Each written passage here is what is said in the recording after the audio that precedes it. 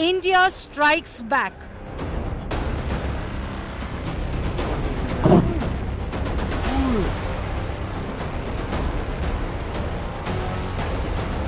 "25 minutes, 9 terror hubs, 70 dead terrorists."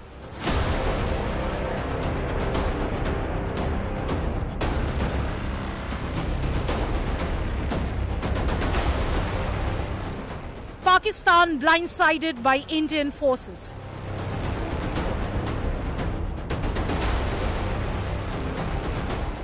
Terror targeted, terror eliminated.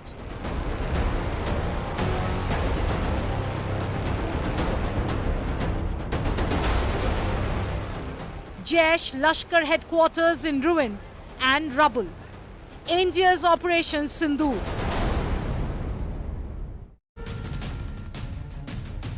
Good evening. India's Operation Sindoor is our top focus story. This is retribution, and retribution not just for Pahalgam, but for those of us who've covered Pakistan state-sponsored radical Islamist terror for the past several decades, whether it was the attack on the Indian Parliament or the Akshardham Temple, whether it was 26/11 Mumbai terror attacks or Pulwama, Pathankot, Pahalgam. Finally, this is retribution, because not just the Lashkar but even Jaish-e-Mohammad headquarters has been targeted, not just in Pakistan-occupied Jammu and Kashmir, but also in the heart of Pakistan's Punjab province, in Muridke and in Bahawalpur.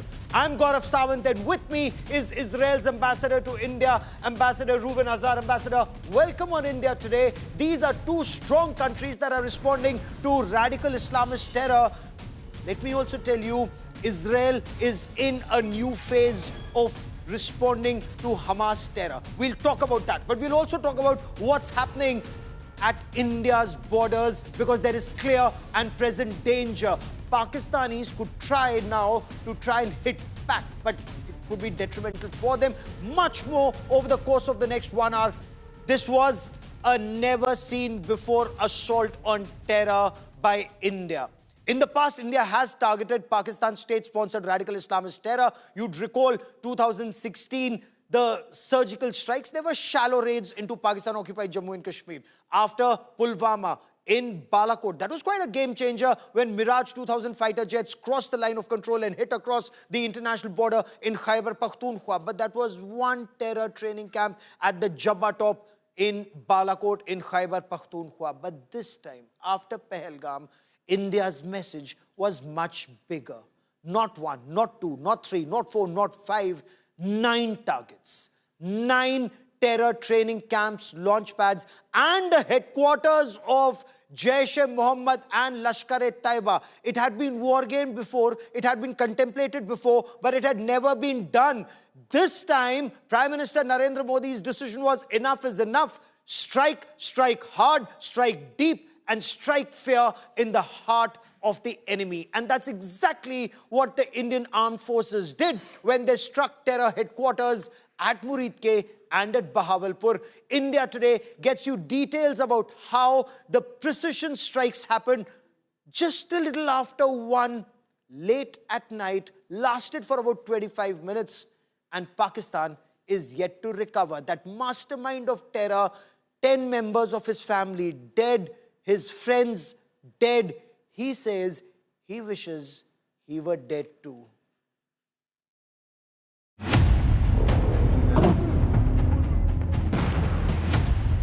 India avenges terror.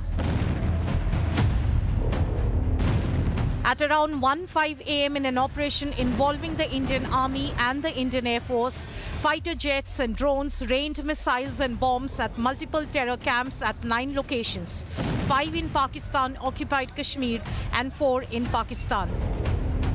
In terms of scale and significance, the mission, codenamed Operation Sindoor, was the biggest since 1971 war.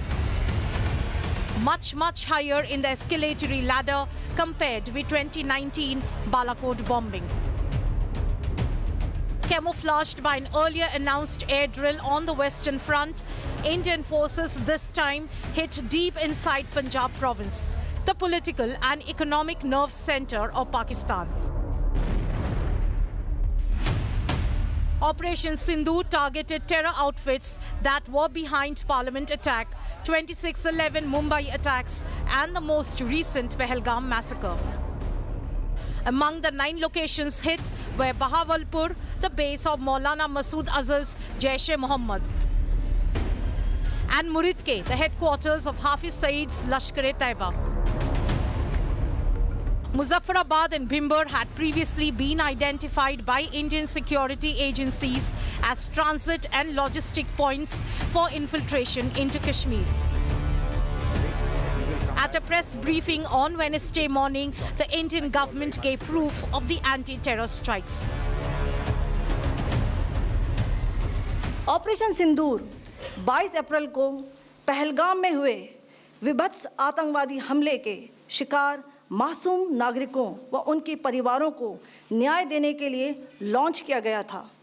इस कार्रवाई में 9 terrorist camps को target किया गया और पूरी तरह से इसे बर्बाद किया गया। No military establishments were targeted.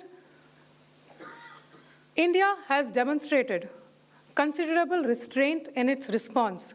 However, it must be said that the Indian armed forces are fully prepared to respond to Pakistani misadventures, if any, that will escalate the situation.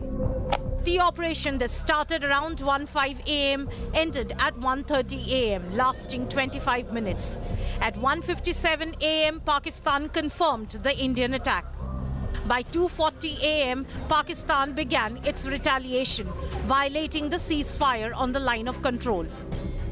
While the operation was extensive, no Pakistani military installations were targeted.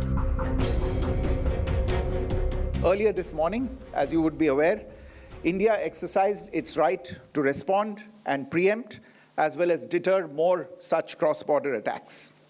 These actions were measured, non-escalatory, proportionate, and responsible. They focused on dismantling the terrorist infrastructure and disabling terrorists likely to be sent across to India. The Jaish-e-Mohammad, in a statement, said 10 members of Maulana Masood Azhar's family and 4 close associates have been killed in the attack on Jaish bases in Bahawalpur.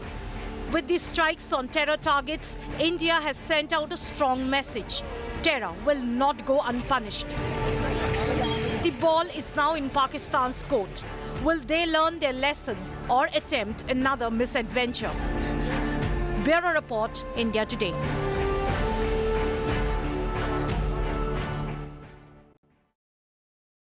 Will Pakistan learn a lesson or will Pakistan attempt another misadventure? With me on this special broadcast is Ambassador Ruwan Azhar, Israel's ambassador to India. You've been watching how India is battling this radical Islamist terror. We've been watching how Israel's battling Hamas and Hezbollah and Houthi rebels and a lot of other radical Islamist forces in your region. What do you make of India's strikes in the heart of Lashkar-e-Taiba and Jaish-e-Mohammad in Pakistan and Pakistan-occupied Jammu and Kashmir, sir? Gaurav, it's only natural that India would take action to defend itself in the backdrop of this terrible attack that targeted civilians in the most atrocious way. Terrorism cannot be tolerated, and the fact that India took action, it is according to its right for self-defense, which Israel supports. So Israel supports India's right to self-defense. The manner in which India pinpointed targets, Lashkar-e-Taiba headquarters, Jaish-e-Mohammad headquarters. Why I ask you, Ambassador? Because India and Israel have bled together at the hands of Lashkar-e-Taiba, the 26/11 Mumbai terror attacks that I covered, including at the Jewish Chabad house where lives were lost. And Lashkar and Pakistan's state-backed terror had planned it to the T. Is this retribution? Does this deter those radical Islamist forces in your appreciation? Well, although there are similarities between the situation in our region and the situation in this region, at the end of the day, it is the responsibility of each government to exercise the right to self-defense and to make the right calculations in order to decide what is required to be done and how it's going to be done. We are not part of this conflict, and we completely trust the Indian government to take action as it sees fit in order to defend ourselves. When it comes to Israel, there is no doubt that we suffer from the same problem, that the terrorists are actually becoming more and more violent and atrocious. And you know what? This is probably because both India and Israel are successful countries. And as much as we succeed economically, security-wise, militarily, foreign policy-wise, the gap is increasing between our success and their failure. And that's the reason why they target us. They cannot match up to us, so their attempt is to bring us down. Is our intelligence-based operations the only way to fight this hydra-headed monster of radical Islamist terror? The name may be Jaish-e-Mohammad today, Lashkar-e-Taiba tomorrow, or Pakistan's ISI another day. Gaurav, there are many things the international community can do in order to fight terrorism, and unfortunately, they are not doing enough. It's not enough to condemn terrorism. It is prohibited to contextualize terrorism and to think that terrorism only hits us, only hits you. Terrorism is terrorism, and if we don't tackle it, it will hit everyone else. And therefore, the international community should unite in order to do many things, to expose those who harbor terrorism, in order to punish them. We should do together much more in order to prevent radical content to entering social media and electronic media. We can think together how to develop capabilities to fight terrorism. And this is the responsibility of everybody in the international community, all the states. And as much as we are successful in that, we will have to invest less in military solutions. Why is it that the world hasn't been able to come together, considering you've been bleeding for decades, we've been bleeding for decades? Even countries like the United States of America, a strong strategic partner of yours and ours, America has bled, England has bled, Europe is bleeding, and yet everyone's not on the same page.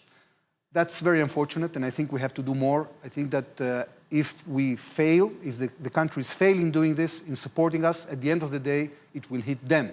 Because this threat is only growing.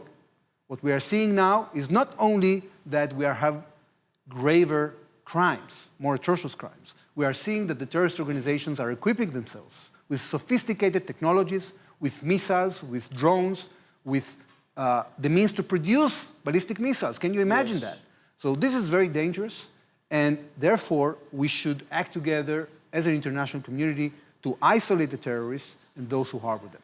Now, when you talk to the world, and Israel, of course, is a fighter, but is also a victim of this radical Islamist terror. And the terrorists you face are now increasingly armed with more sophisticated weapons. Is that why you're trying to sensitize the world? Because those Hamas terrorists were also in Pakistan-occupied Jammu and Kashmir. They were trying to radicalize Lashkar-e-Taiba and Jaish-e-Mohammad terrorists. Is there an apprehension that unless the world wakes up, we will see more Hamas kind of terrorists in different parts of the world? As much as we have hit Hamas, there's no doubt, and we have to recognize that in the eyes of many terrorist organizations in the world, what Hamas did on the 7th of October inspired them. And this is very dangerous. And therefore, we have to be more decisive when it comes to dealing with terror threats. When it comes to Israel, we are entering a new phase in our fight against Hamas in the Gaza Strip. So far, we've been blending negotiations with military pressure, and we've managed to bring back 194 hostages. But we have still 59 left. And we have decided, the Israeli cabinet decided 2 days ago, that we are going to enter a new phase. Because right now, Hamas is refusing to release more terrorists. They want us to surrender and to allow them to rearm and regroup. We will not agree to that. And therefore, we are combining now a new effort in which we are going to create a humanitarian zone in the southern Gaza Strip to get the population go there to receive freely international assistance, free from the grip of Hamas, because Hamas was taking that assistance from them. And then we're going to start taking the Gaza Strip chunk by chunk. Hamas can avoid all this if they give us the hostages now and if they give up their weapons. Israel is not interested in the Gaza Strip. We are interested, and this is what we will achieve eventually. After we do the humanitarian phase and the military phase, we will achieve a situation in which a new government in Gaza Strip comes up, the international community supports it, a government that will give hope to the Palestinians in Gaza.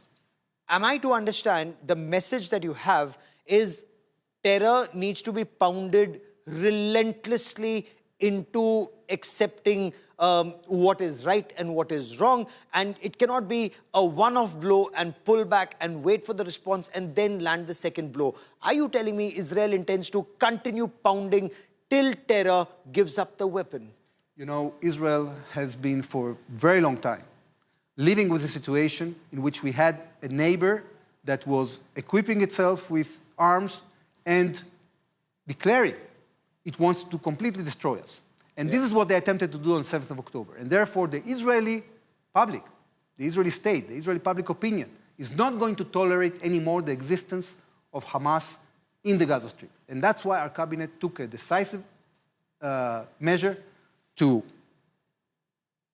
get to a situation in which we can get rid of Hamas, bring back hostages, and create a new reality in the Gaza Strip, and that's what we're going to do.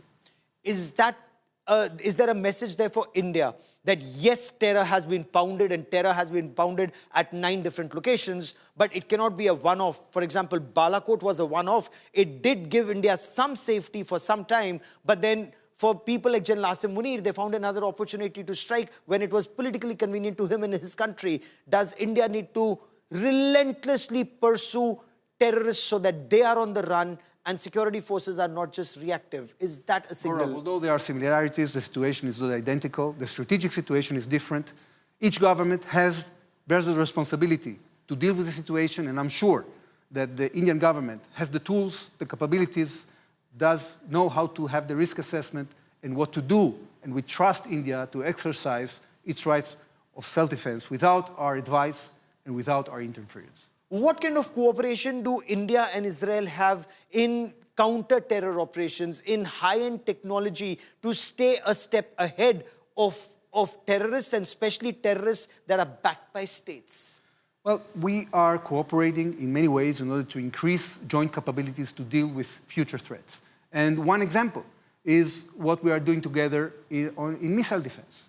In our region, the terrorist organizations are equipped with very advanced missiles and rockets. And we have to get prepared both for terrorist threats and other threats. And therefore, India and Israel are together developing solutions when it comes to self-defense in the aerial defense. So this is one example. We are going to continue cooperating with India in these fields because we are determined to defend our people. And there is a lot of added value in these partnerships that we are having with this country. So are we talking about the Iron Dome system, or are we talking about an Iron Beam system, like a laser to take down the incoming threat? There are different layers of air defense. And today, for example, this morning, I gave an introductory speech at the MRSAM conference, which is a project between IAI and DRDO, in which they developed together a solution for medium-term missiles. Surface-to-air missile. So this is just one example. We are working on many fields, and we're going to continue doing that. And each country is going to be responsible of its security and is going to deal with its own conflicts. For joining me here on India Today, Ambassador Reuven Azar, many thanks and wish you all the best for the second part of your endeavor to keep Israel safe. Thank you. Thank you very much, All sir. the same to you. Bye-bye. Thank you very much, sir. So very clearly, the message is that Israel is talking about forearming itself, forewarning itself to use technology to better protect yourself. There is a big story that's coming in. Pakistan Army is actually honoring the terrorists who were killed in the strike. There's an explosive, exclusive video that I get you from Lashkar-e-Taiba headquarters in Muridke. Pakistan Army is there in uniform at a terrorist funeral. Pakistan Army soldiers are carrying coffins of Lashkar-e-Taiba terrorists. Watch these images. This is as shocking as it gets. Of course, in a democracy, but not in a country that is a state sponsor of radical Islamist terror.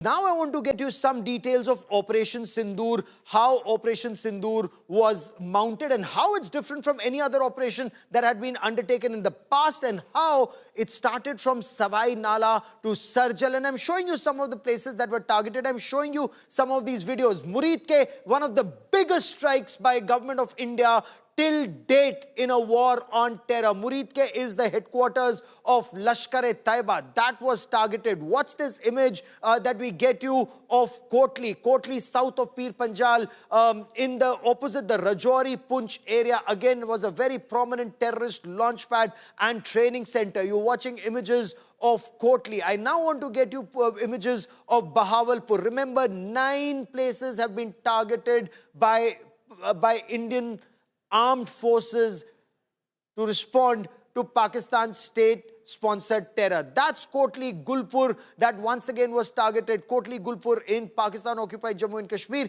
And you can see the coordinates of the drone that is going into that area and how it takes down a target. I want to bring in India today's Sandeep, my colleague Sandeep Unithan, who joins me for more on this. Sandeep, when we look at these images and we look at pictures of Pakistan army soldiers attending a funeral, what message does this send out very clearly, Sandeep? Well, Gaurav, in Pakistan, the militant organizations, these tanzeems, the Lashkar and the Jaish, they're called Sarkari Mujahideen. It's an open secret that they are actually paramilitary organizations of the state. Like we have the BSF and the CRPF, the Pakistan military has the Lashkar and the Jaish and the Huji and all of these groups. These are all paramilitary arms of the deep state, of the Pakistan army itself. So I'm not at all surprised to see the Pakistan military out there taking ownership of their own, jihadi paramilitaries. And this is as blatant as it gets, Gaurav, and it only goes on to prove the fact that Pakistan is today one of the world's largest sponsors of terrorism. It has the largest number of globally designated terrorists and banned terrorist organizations operating on its soil. And it uses them to bleed its neighbors. 3 out of 4 of its neighbors have a problem with terrorists based in Pakistan. And all of them have struck Pakistan one way or the other over the last couple of months, Gaurav. Perhaps it's high time everybody strikes the military jihad complex in Pakistan together, because I also want to bring into this conversation, Air Marshal Air Marshal Chopra, who joins us on this special broadcast, Lieutenant General Syed Atta Hasnain, who joins us on this broadcast, 2 of the finest military voices joining us on this show. But stay with me. Operation Sindoor. How was Operation Sindoor different? This was also in the heart of Pakistan's Punjab province. It's a big, big signal that India sends out. I want you to take a look at these graphics, why Operation Sindoor is different from anything that was done in the past. 1, it's in Pakistan's Punjab province, the heartland of the terror infrastructure targeted. The first since 1971. Military response to a civilian massacre in Pahalgam. And of course, it's retribution, perhaps starting from the parliament attack to Kalu Chak, to so many other attacks that we've had in our country, all the way to Pulwama and now Uri and of course Pahalgam. Standoff weapons deployed. So Indian Air Force fighter jets were in Indian territory. Drones, we are told, went across, but it was standoff weapons from Indian soil. Scalp and hammer, those missiles and kits were used in this. Airstrikes on multiple terror sites simultaneously. And does this not signal a massive shift in India's doctrine? Air Marshal Anil Chopra, former Director General of Center for Air Power Studies with us, Lieutenant General Syed Atta Hasnain, former GOC of Kashmir Corps with us on this special broadcast. General Hasnain, I want to understand from you, when you look at the wreath-laying ceremony that's happening and the namaz-e-janaza that's happening for terrorists, there's a wreath from the COAS, from the Pakistan Army Chief. There are serving army officers who are there at the namaz-e-janaza. What signal does this send out, sir? Gaurav, thank you. In fact, listening to you, I'm smiling looking at the photographs and the images which are coming here. I mean, Pakistan is a joke. It's a laughable state. A regular army, a regular Commonwealth army which fine tradition is now stooping down to this level where they are actually attending the not only attending the funerals, but conducting the funerals in a military with military honors virtually. I mean, this is something which is unheard of in the world anywhere. And I think this is a great amount of evidence which is coming in front of us. This is what India should be presenting to the international community everywhere. And look at this army here. It's in complete support of the terrorists. Everyone knows that these organizations are terrorist organizations. They are banned organizations. But yet in the country, they are flourishing comfortably there. So this is obvious that this is such an awkward thing that is actually for the Indian army, someone from the Indian army, it's a laughable sight to look at. And I want to talk about the might of the Indian armed forces, the manner in which the precision strikes were carried out before I bring in Air Marshal Chopra into this conversation. Look at the timeline also on the visuals. Exactly at 5 minutes past 1 in the morning till 1:30 in the morning, India launched multiple missile strikes on 9 Pakistani terror training camps. We are told 24 missiles were fired in 25 minutes. Just imagine the speed, the skill, the scale, and the precision with which the threat was neutralized. What we're also being told is initial intelligence assessment is 80 to 90 Pakistani terrorists were eliminated, especially at the 2 headquarters of Lashkar-e-Taiba and Jaish-e-Mohammad at Muridke and at Bahawalpur, of course also at the terror launchpads and training centers. At 1:28 a.m., Pakistan Army had put out a post. We're told the army had put out a post. This was own army, ready to attack, trained for victory. At 1:51, own army put out and it declared Pahalgam terror attack, justice served. 1:57 a.m., Pakistan finally woke up to it or reacted to it finally, confirming that there had been a series of strikes by Indian forces. At 2:40 a.m., Pakistan resorted to escalation. It went up the escalation ladder from small arms being used in ceasefire violations to heavy artillery being used across the line of control. Both sides of Pir Panjal, especially south of Pir Panjal in the Punch, Rajouri, Mender areas on our side, the firing happened from the Pakistani side. At 2:47 a.m., the air defense system was activated all along the borders, and at 3:11 a.m., heavy shelling reported, and this time it was north of Pir Panjal in the Uri sector. At 13 minutes past 3 in the morning, the National Security Advisor of India, Ajit Doval, he briefed his US counterpart, the National Security Advisor of the United States of America, Marco Rubio, on the strikes that India had carried out. At 3:16 a.m., Lahore, Sialkot airports, they were shut down for the next 48 hours because Pakistan by then was spooked and panicking. It perhaps expected more strikes. At 3:22 a.m., flights to Islamabad and Lahore were cancelled by Pakistan. Now, I want to bring in Air Marshal Chopra into this conversation on the strikes and the messaging. Air Marshal Chopra, for the benefit of our viewers, explain to us the role that was played by the Indian Air Force in these strikes, because many say in 2019 at Jabba Top, at Balakot, when one terrorist camp had to be targeted, you had 12 Mirage 2000 fighter jets that went in and a much larger package of Su-30 MKIs and other fighter jets were up in the air, protecting the skies, ensuring total safety for this package. That was one terror camp that was targeted. This time there were 9. Explain to us how this operation was conducted, sir. Gaurav, unprecedented, new level, 9 targets, 24 missiles stroke loiter munitions. Huge. First time a joint operation, all 3 services involved in this particular strike, mostly by the Army and the Air Force. Surface to surface, air to surface missiles, and of course, as I said, loitering munitions. Huge. This is just stage 1. You know that 9 terror camps, 5 in POK and 4 in Punjab have been struck. much larger numbers of targets have been identified.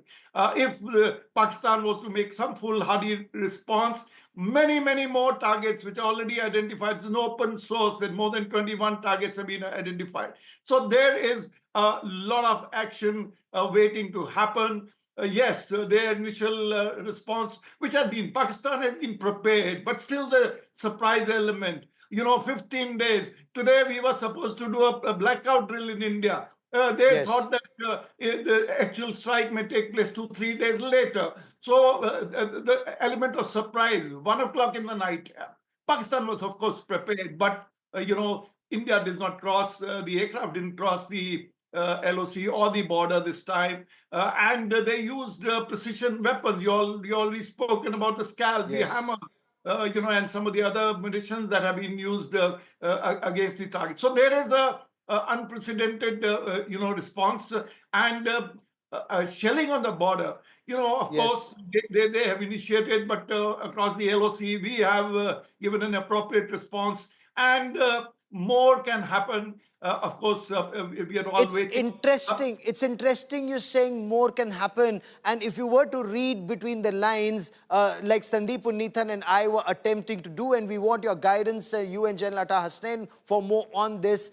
9 targets taken down, but even the army listed out 21 targets, Sandeep. So the writing was there on the wall for the Pakistanis to see. We know where you are. We've hit some. We can hit some more. Absolutely, Gaurav. 9 targets hit out of a total of 21 that have been put out by India. And that very clearly signals the steps of the escalation ladder. The statement that came out today from the Foreign Secretary clearly indicated that India had struck in self-defense. It had attacked the terrorist infrastructure. These were terrorists that had been attacking India for decades now. And we took care to attack only the terrorist infrastructure and not to attack civilians. It did not attack the military either. That now leaves room for several other steps in the escalation ladder, Gaurav, because if Pakistan were now to attack, make that foolhardy attempt to attack our civilian infrastructure or our military targets and infrastructure, the responses would follow from us, that we would then take it up the escalation ladder. We will strike at the Pakistan military. We will strike at all the other targets that we have listed in that list, this total of 21 targets, 12 more to go. That list and a lot more. There's a lot more information that we have. Some that perhaps will have to wait a little more time before it can be put out. I want our viewers to take a look at the weapons of war that were used for this operation. Let's for a moment talk about the hammer kit that was used. So this is a guided bomb kit. Now it can be fitted onto a standard bomb, a standard 250-pounder, 500-pounder and a 1,000 kg bomb. A smart kit is fitted onto it, which gives it the precision strike capability of a range of up to 60 to 70 kilometers. The guidance, the INS, GPS, infrared imaging or laser guidance, all of it can be used, a laser designator to target. The launch platform, of course, integrated to the Rafale fighter jets, the Omni-Roll fighter jets, 36 of them in the inventory of the Indian Air Force. But what's the special capability of the hammer system or the hammer smart kits? It's a high precision all-weather strike capability that it has. What's also extremely interesting is the stealth feature and the fact that it can correct its trajectory mid-flight. So it's virtually impossible once the hammer system has been fired. Remember, it was procured during the 2020 India-China standoff to take down the precision, high-valued precision targets that India may have wanted to take down, but it was used effectively here. But let me also talk to you about that cruise missile that was used, the Scalp cruise missile. It's also known as the Storm Shadow. And we're playing out the Storm Shadow for you. This is a long-range air-launched cruise missile with a range of between 350 to 600 kilometers, depending on whether you have the extended range of this missile. The warhead, 450 kilogram broach warhead is what this weapon system has. Again, compatible to be launched from the Rafale fighter jets. It can penetrate, and the best thing about it, and I will show you the images of that Bahawalpur Subhanallah mosque, because when you look at those images, you will know what I'm talking about. This has a two-stage detonation. The first stage is when it penetrates a hard top. It's like a bunker buster. It penetrates, and then when it goes underneath, it can explode. It then explodes. So that's the two stages. So it can take down a bunker. It can take down a fortified structure. Again, the stealth features, very difficult to detect on the radar. It's also, it flies so close to the surface of the earth, almost impossible for the radar to catch this. Once again, I want to bring in Air Marshal Chopra into this conversation. Air Marshal, you saw those pictures of that Bahawalpur madrasa that had been taken down, the headquarters of Jaish-e-Mohammad. If we had the scalp system, way back in 2019, if we had the hammers, after Balakot, all that was said, proof kahan hai? This time, the Pakistanis are saying, dekh lo proof, that Maulana of terror, Masood Azhar, says he wished he were dead. Yeah. Gaurav, let me add to what you have already said about scalp and the hammer, which that we acquired. Actually, the acquisition process started immediately after we inducted the Rafale, and as you mentioned, after 2020, it got accelerated and it came. Scalp was already there. Scalp is a cruise missile, follows the terrain, you feed in the coordinates. Thereafter, she's autonomous. She has various ways of navigating. High CEP, less than 3 meters CEP, and you shown us, we all seen since morning pictures, videos of the attack of the mosque, how it's penetrated, made a hole, and inside we all seen the level of damage that's got. High explosive, 450 kg, got a heavy, explosive. Similarly, hammer is essentially a glide bomb, which the range also depends on what speed you will release it, because faster speed you launch at, it will go a little longer away. It will open its wings once it's in flight. Again, as I said, the kits are for different 250, 500, and 1,000 kgs. Different types of bombs. The accuracies are very high. They are expensive weapons. So therefore, no country buys after doing a lot of trials and tests. So therefore, a great choice of weapons, undoubtedly. And of course, we are not yet talking much about the loiter munitions. What loiter munitions have actually been used? They would have caused a lot of. We all know that we have got our own Happy type of loiter munitions, which are also very, very powerful. What exactly the type of drones that are being used? They are not yet in public domain, but I'm sure we will hear about it very, very soon. Yes. General Hasnain, when you look at those images of the Masjid-e-Subhanallah, the Markaz Subhanallah at Bahawalpur, when you look at that image of Murid-ke and the destruction there, you've commanded your corps in Kashmir, and both these terrorist groups, they've bled Kashmir from that first terror attack, that suicide attack at the main gate of the Badami Bagh cantonment, that suicide bombing, that VBIED, to the number of terror attacks in J&K. What went through your mind when you saw these images? What kind of an attack was this on the soul of that radical Islamist terror, sir? Hey, Gaurav, there are two aspects which are important for us to remember. Firstly, of course, precision-guided munitions of this kind, which were not available there, and as you very correctly say, after 2020, they were acquired, gives us a capability, a completely transformational capability, taking the Balakot strike many, many generations beyond. And this is something that Pakistan will obviously take note of. What is not emerging in many of the analyses is the fact that Sialkot, Murid-ke, and Bahawalpur, all the facilities hit are very close to conventional Pakistan Army headquarters also. There is 31 Corps headquarters at Bahawalpur, 8 kilometers away from that site. There is Murid-ke, which is 42 kilometers from Lahore, where the headquarters of 4 Corps is. And Sialkot itself, we are aware of the contents of the forces in Sialkot. This should be an adequate message that today we've ratcheted this to the level of striking at terrorist facilities. But we are fully aware, and the NIA's initial findings also have told us that this deep state involving the Pakistan Army the ISI and the terrorist leadership, in this case involving the Lashkar-e-Taiba, were behind the Pahalgam attack. And obviously, therefore, the next level of escalation, if it takes place, and I'm sure Pakistan is not going to stop at this, they will and definitely try and take this to the next level of a, some kind of a sub-conventional strike again against us. If that happens, this should be a lesson for Pakistan. The next PGM could land on any of their headquarters, and they should be prepared for that. That's a very significant point you make. And I want you to elaborate on it before I bring in Sandeep Unnithan and Air Marshal Chopra into this conversation once again, because you are taking this conversation to the next level. Are you saying that after India targeted 9 terrorist locations, Pakistan would hit back? But what would it hit? Some civilian area? A brigade headquarters, a battalion headquarters? Would it go after a military target? Would it go after a bridge, a roadhead, a dam? What would Pakistan hit in India in your appreciation, sir? General Hussain.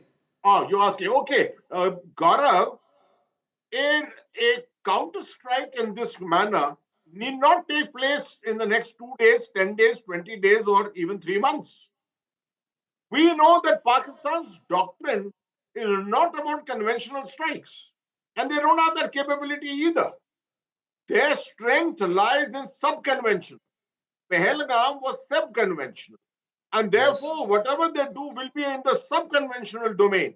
And they know that responses to the sub-conventional domain is always a difficult decision for any adversary to make. But here India has conveyed a very strong message. We have the capability to hit precisely a location, a headquarter, even a personality, if it arises in the future. We've done it this time. We can do it next time to something greater. Very interesting. Sandeep, would you share that, that appreciation that Pakistan realizes conventionally it is not in a position to target the Indian armed forces? It may not be its air force, the army, perhaps beyond those artillery strikes at the LC. General Hussain, and I'll come back to you to respond to that. And perhaps Pakistan would once again use this radical Islamist terror threat to bleed India. Or will Pakistan Army, General Asim Munir, if you were to read his mind, would he want to resort and retaliate through a military strike? Well, Gaurav, if it was General Rahil Sharif as the army chief, or even General Bajwa as army chief, there wouldn't have been a retaliation. But it is General Asim Munir. All of this is his doing. He believes he is, he has arrived to save Pakistan from the chaos that it is in, and he has landed it into even greater chaos. It is in the kind of economic mess. It's in a politically unstable, and he has chosen to go down this path of conflict with India. So now it is actually a blow to Asim Munir's plans. The fact that we could carry out the biggest attacks against Pakistan, especially those 5 targets in Pakistan's Punjab province, the biggest attack since 1971. The geographical spread of these attacks, Gaurav, 700 kilometers apart, from targets in POK right down to Bahawalpur in southern Punjab. That tells you the sheer spread of these targets, the kind of precision munitions that were used. The messaging that has been conveyed to the Pakistan military is that you can try and hide your terrorists wherever, but we will get them eventually. So the ball is now in General Asim Munir's court. And like I said, General Asim Munir is a smaller version of General Pervez Musharraf.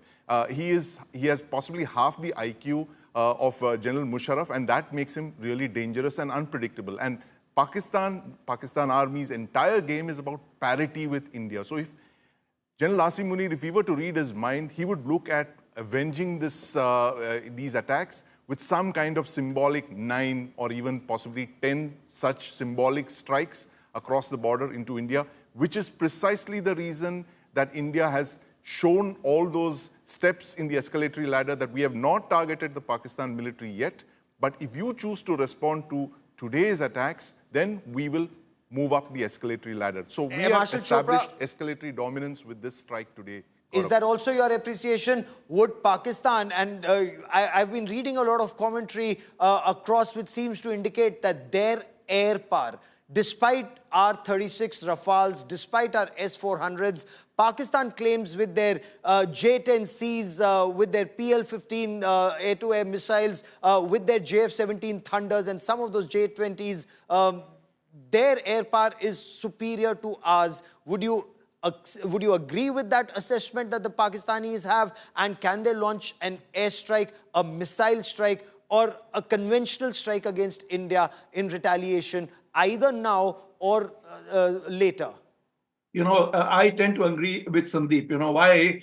See, firstly, that Pakistan military's ego is hurt. Surely they would want to respond. And as you rightly brought out, that there is no terrorist camp they can come and hit. So what they will try and hit some military targets, a small package, just to assuage their ego. And that's all. But we know that if they hit a single military target in India, India will respond. This morning only I have written an article which has been uploaded on the comparison of Pakistan Air Force and Indian Air Force. Many more things have happened between Balakot and now. We got the S-400, S-400, 400 kilometers, 600 kilometers the radar cover, 400 kilometers the missile cover. So therefore, they are conscious. A number of, we got 260 Su-30 MKIs and upgraded Mirage 2000 MiG-29s and of course Rafale. And air-to-air missile, let me tell you, the Meteor has got a range of 180 kilometers. PL-15E, the export version, which is with Pakistan, has got a range of 145 kilometers. All their other missiles are 100 and below. So therefore, we have already got Astra 1, which is already flying, which has got 100 kilometers. Astra 2 is already tested. You will have 170 kilometers range. And then, of course, Astra 3 will have 350 kilometers. So what I'm getting at is, purely in terms of numbers, next is sustainability. They'll run out of ammunition. They don't have the kind of surface-to-surface launch cruise missiles, the numbers that we have got. So they don't have a single loitering munition of the class of Harop and the Hunt.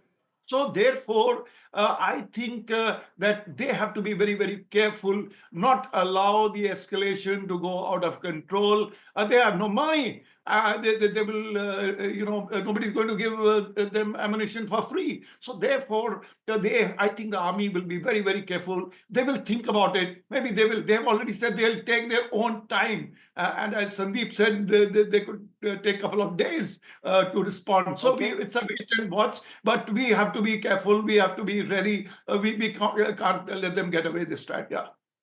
General Hasnain, when you look at the bigger picture of India's response, do you look at it as a game changer? Do you look at it as a tactical response? Do you look at it as a strategic response, upping the game completely? And how would Pakistan Army Chief be reacting to it? Will he be under tremendous stress from Imran Khan supporters within his country? Is he now on a sticky wicket, sir? Gaurav, going from one target at Balakot or Jabba Top to 9 targets is an exponential leap. And that should be taken stock of when we look and analyze this whole thing. I think the transformational leap has been made because of the acquisition of this weaponry by the Indian Air Force and the other services and the precision capability that we have acquired. And the will to demonstrate this. The will to demonstrate this through good target acquisition before through intelligence means, which was very essential. Therefore, in my assessment, this was a hugely strategic decision which was taken, and it will have a huge strategic impact because it will lull Pakistan into now thinking that the next one can be even bigger. So this is an increase which is taking place, an escalatory ladder which will be the next rung which we are going to. Pakistan, of course, still retains the capability of having its a sub-conventional option running along. And that is not going to be given up in a hurry, as very correctly assessed by Sandeep just now. It is a very irrational chief that you have at the moment there. Pakistan, as it is an irrational nation, the deep state is irrational. But here, with the chief currently there, it is absolutely gone bonkers. And that's why we can expect anything from them. Okay, and Sandeep, quick last word to you. When you assess the bigger picture, because you and I have covered 26/11 Mumbai terror attacks, you and I have covered the 2006 train attacks in which 200 people were massacred, so 366 just here. Plus, if you were to add the 1993 Mumbai blast in which 257 people had been killed, Zaveri Bazaar, German bakery, Raghunath Mandir, Parliament attack, J&K assembly attack, this is retribution. Would this get into the psyche of terrorists like Hafiz Mohammed Saeed or that Maulana of terror Masood Azhar, who today was quoted saying, with 10 members of his family dead, he wished he were dead too? Gaurav, I don't take what the Maulana Masood Azhar and Hafiz Saeed think, because what they think matters very little. Because like I said, about 2019, the Balakot attack, a line had been crossed. India had crossed a red line. The bombs had fallen on Jabba top, but the impact was felt in GHQ Rawalpindi. So with today's attacks, Gaurav, as General Hasnain mentioned, that these are massive in a way that we have never attacked the terrorist infrastructure in Pakistan. The number of targets, the sheer spread of targets, 9 targets across 700 kilometers from POK right down to southern Punjab. This itself signifies a very, very big shift in India's response. And that message has gone to GHQ Rawalpindi, Gaurav, and they will think 10 times before launching any such attack like Pulwama or Pahalgam, because they know that the next attack is going to be even bigger. And that is going to be something like what the Israelis say, mowing the grass. We have no option, Gaurav, but to keep mowing the grass. Every few years, come back with a bigger attack to take down this infrastructure of terrorism. Because the ultimate goal, Gaurav, here is to get the Pakistan army to stop sponsoring terrorism, stop using terrorism as an instrument of state policy like they've been doing from Jammu and Kashmir, Punjab, Mumbai, right down to Pahalgam in 2025. It's almost 4 decades of terrorism. That message is very clear. Terror should no longer remain a low-cost option for Pakistan Army. And after these 9 targets were taken down, clearly it's an unaffordable cost, or is it? We'll track that story very closely. Gentlemen, for joining me here on this India Today special broadcast, many thanks. There's breaking news that's coming in. Foreign Secretary Vikram Misri has just briefed envoys of the United Nations Security Council countries in India on the current situation along the line of control, and the escalation by Pakistani side gave details about how Pakistan is shielding a Lashkar-e-Taiba front called the Resistance Front. India's response, the Foreign Secretary, as he pointed out earlier this morning, was targeted, measured and non-escalatory. The Pahalgam terror attack was a barbaric attack. The manner in which those Pakistani terrorists singled out tourists, asked them their names, their religion, and shot dead Hindus, singling them out in front of their wives, their children, and the survivors. The wives were told, "Jao, Modi ko batao." So that was a very clear signal that radical Islamist terror was sending India today.